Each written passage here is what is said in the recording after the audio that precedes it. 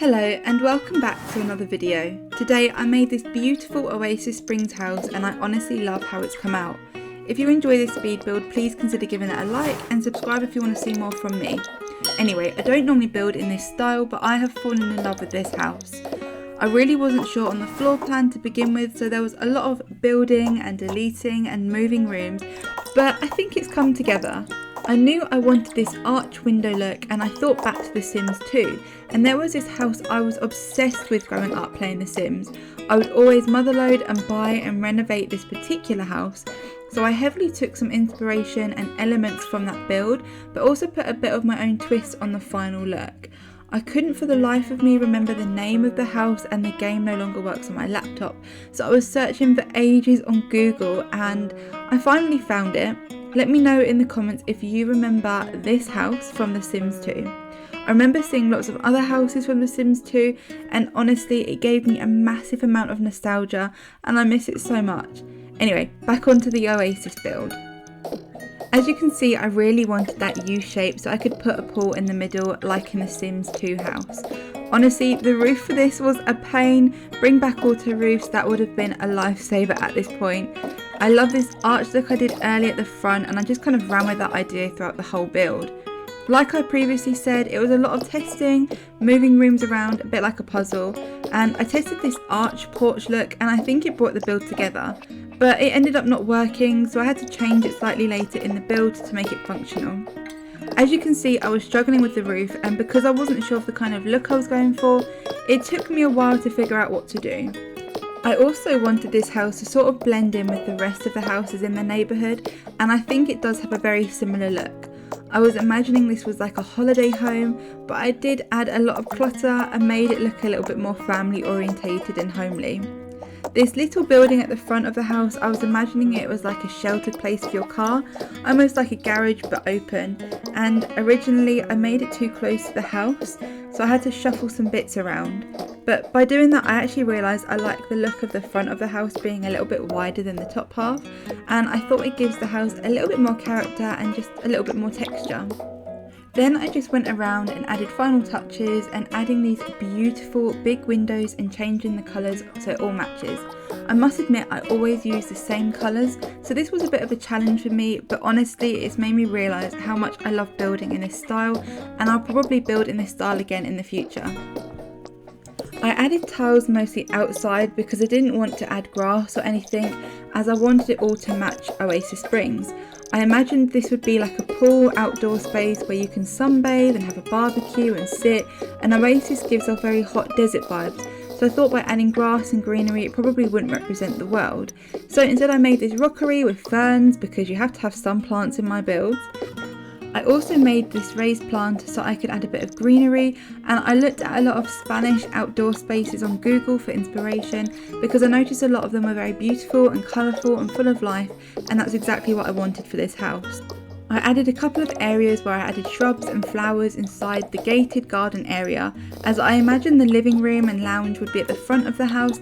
With those big windows, I wanted the Sims to be able to look out and admire this amazing floral garden.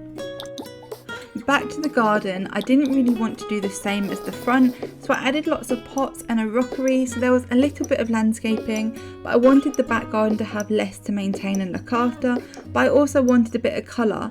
I also wanted the majority of the back garden to be tiled, as I'm always using grass, but I think it still looked really nice once it all came together. And having the rockery in the corners turned out really well, as I think it does still blend in with the rest of the neighbourhood.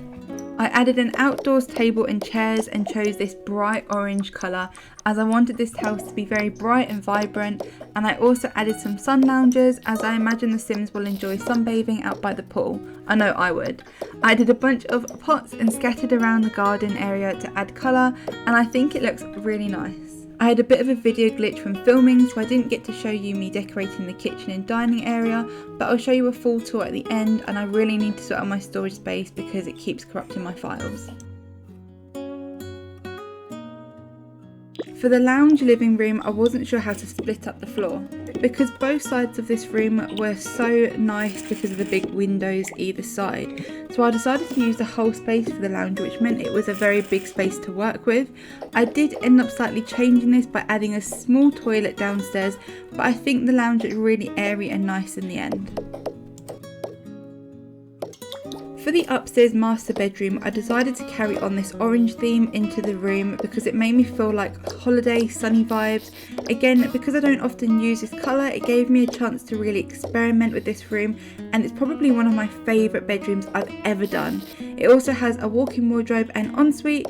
For the bathroom, I used mostly yellows and bright colours. It was a bit of a weird shape and it had big windows, so it was very difficult to plan and definitely has no privacy whatsoever, but I do like the way it looks. For the upstairs hall, I did something crazy. I used this rug to implement all of the colours and I think it came together really well. I used red and yellow and blue mostly, and it does have this very bright, happy feel to the hall, and because it's a very small space, I thought using these colours really opened it up. Moving on to the kids' room, again like throughout the rest of the house, I decided to go with a mix of orange and yellow in this room. Using these colours makes the room feel really big and bright, and I really liked that theme throughout the rest of the house. I wanted to make this room feel like a typical cluttered kids' room, and I had this idea to make a little teddy corner with pillows and stuffies, and I think it turned out looking really cosy. And this is the final look. I'm so sorry most of my footage was corrupted. I'll try and find a fix soon, but at least I can give you a tour of the final house design. I am really obsessed with the way this house looks. It gives me very holiday vibes, and all the colours were so different for me to use, and I really love the way it all blends and looks. The kitchen is also gorgeous. I love the big windows and the colours fit together so well. I love the cluttered and used look. The dining area is also beautiful. I use a lot of things in here that I've never even used before, and it surprised me how well the colours and furniture actually turned out. The outside space is also so lovely, and I wouldn't mind relaxing out in the sun or playing in the pool.